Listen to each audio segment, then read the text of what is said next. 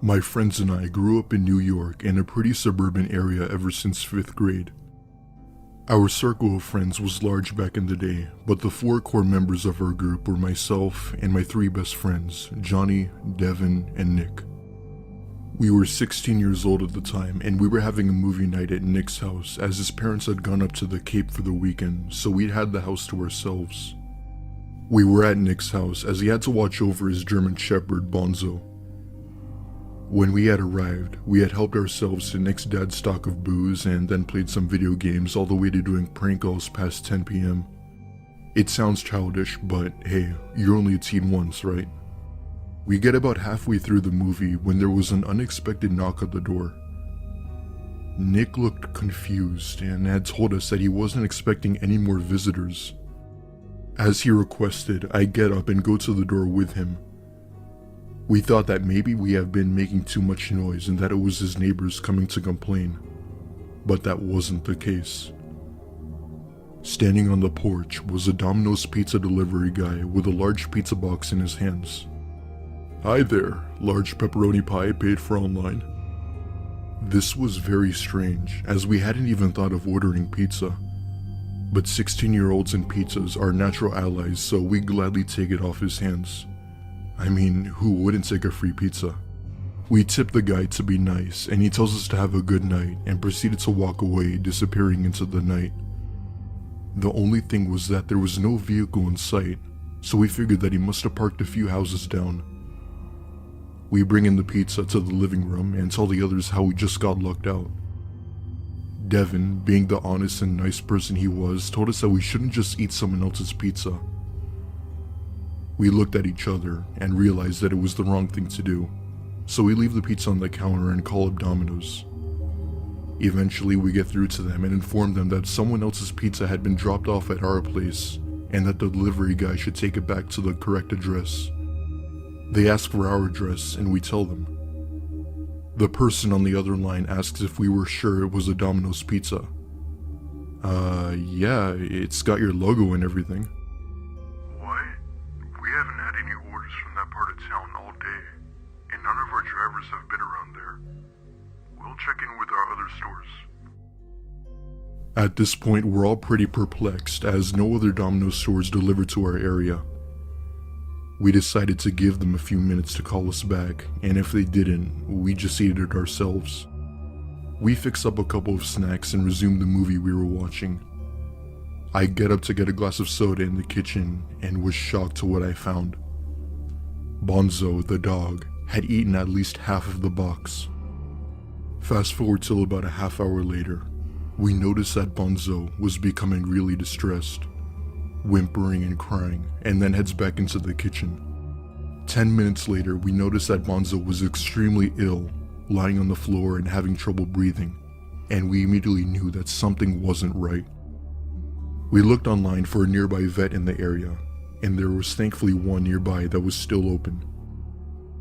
Needless to say, we rushed him over there quickly, and he was on the point of death when we brought him in. But it wasn't for the reason we expected. The vet said that he was displaying very strange symptoms. They ran a few more tests, and what we found really turned our stomachs. There were several traces of strychnine found in his system. It's a very dangerous poison used for killing rodents, and it causes all of your organs to shut down completely. Nick's parents came home soon after, and we tried to give the best description to police as to what the delivery guy looked like. Unfortunately, nothing ever became of it, and there were no other reports of anyone receiving a poisoned pizza. It makes me wonder if the guy specifically targeted us kids as we were young and naive. If that were the case, he had been watching us for God knows how long, and how would he have known that we were by ourselves? Thankfully, Bonzo survived, but had we arrived to the vet even 15 minutes later, he probably wouldn't have made it. If anyone comes to your door with food that you didn't order, do the right thing and check with the company it's from. It may just save your life.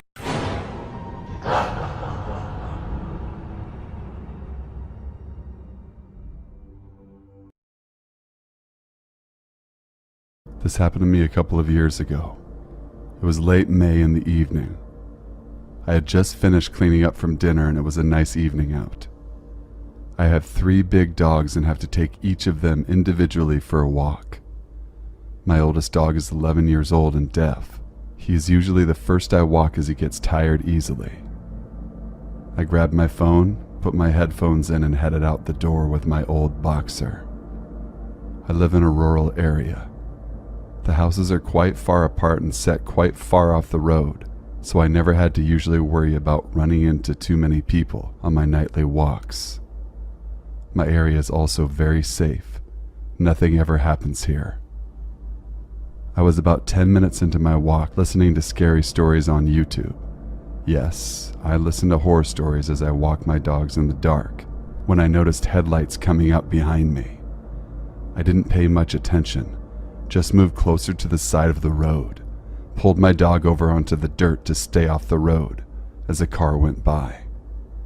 I kept walking and noticed that even though I saw headlights from behind me, they weren't going past me. I'm female, 35 years old, about 5'4", blonde hair that was up in a ponytail. I had a feeling that I should turn around, and when I did, I saw a pickup truck with 2 people inside, pulled off on the side of the road, about 15 feet behind me. I could make out the silhouette of the driver and the passenger, but not their faces. I kept walking thinking they had just pulled over for some reason that had nothing to do with me. Well, I was wrong. About 30 seconds after I turned around to look at the truck, it started slowly creeping along the road behind me. I was getting a little freaked out, but tried to play it off like I didn't care what they were doing and kept on my walk. Please keep in mind my dog is very old and would be of little help to me if these people were to get out of their truck. I started walking a little faster and the truck kept following behind me. About a minute later, I decided to turn around and started heading back to my house, so I had to walk past the truck. As I turned around, they stopped in the road and didn't move. I was going into full panic mode at this point, so I pulled my phone out to call my husband. As it was dialing his number, the truck started honking its horn at me, and the driver rolled down the window and said, "Hey, we're lost, can you help us?" I ignored them and kept walking, praying my husband would answer the phone. He was still at work and didn't pick up, so I started walking faster. The truck then did a complete turn in the middle of the road, turned its high beams on me and sat there revving its engine over and over. The sound of this made me start running with my old dog, who has a hard time walking quickly as it is. I'm running with my dog, the truck still sitting revving the engine. Then all of a sudden it takes off towards me. My heart is pounding in my ears and the fear and panic I felt in that moment, indescribable.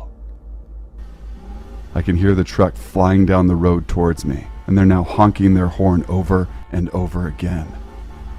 I was still at least 5 minutes from my house, and between me holding on to my dog and running, I dropped my phone somewhere in the dirt on the side of the road. I kept running as fast as I could with my dog, turned my head to see that they were heading straight at me from the road. I grabbed my dog and jumped down into the ditch to narrowly avoid being hit. The truck kept honking as it drove down the road past me and kept on going. I truly thought I was going to end up kidnapped or dead from them hitting me. I was so terrified I pulled my dog into the woods for at least 15 minutes to make sure the truck didn't come back. I finally made it home, absolutely terrified, called my husband from my landline. He was almost home, so when I told him what happened, he was very sorry that he didn't pick up when I had called him. I did phone the police when my husband got home. They came out and took a report. I gave them a description of the truck and the man, but they didn't end up finding who they were. Just a word of advice: don't walk along dark country roads at night with an old dog, and always carry pepper spray or something with you to protect yourself. I never thought something like that would happen to me that close to home.